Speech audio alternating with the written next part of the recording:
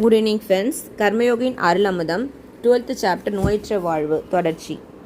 தலை மீது அன்னையின் சாந்தி மதர்ஸ் பீஸ் மழையாக பொழிவது போல கற்பனை செய்தால் அதனால் உடல் நிறைவதாகவும் நோயற்ற இடத்தில் சாந்தி அதிகமாக சேர்வதாகவும் கற்பனை செய்தால் நோய் குணமடையும். மூச்சு திணறல் உள்ளவர் இம்முறையை கையாண்டு வியாதி போன பின் அருவி போல் தன் முயற்சி இல்லாமல் சாந்தம் தலைமேல் நிற்காமல் கொட்டி ஒரு சித்தியாகிவிட்டது. ஆர்டிஸ்டிஸ்ட் சுமார் 60 வயதில் மூட்டுக்கு மூட்டு வலி எடுத்து அளவு கடந்து தொந்தரவு வந்த பின் டாக்டர் கொடுத்த மருந்துடன் இந்த முறையை பின்பற்றியவர் முழுவதுமாக சில மாதங்களில் குணமானார்.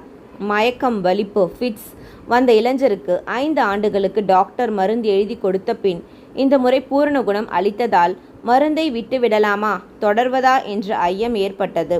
குணம் மருந்தால் வரவில்லை, சாந்தியால் வந்தது. மருந்து அவருடைய நம்பிக்கைக்காக சாப்பிட்டது. மருந்து குறுக்கே வந்திராவிட்டால் இன்னும் சீக்கிரமாக குணமாயிருக்கும். மருந்தின் மீது நம்பிக்கை இருக்கும் வரை அதை விட வேண்டிய அவசியமில்லை என்று சொன்னேன். உள்ளே வந்த சாந்தி வியாதியை குணப்படுத்தியதுடன் அவர் தேட முனையாத நேரத்தில் ஒரு நல்ல வேலையும் வாங்கி கொடுத்தது.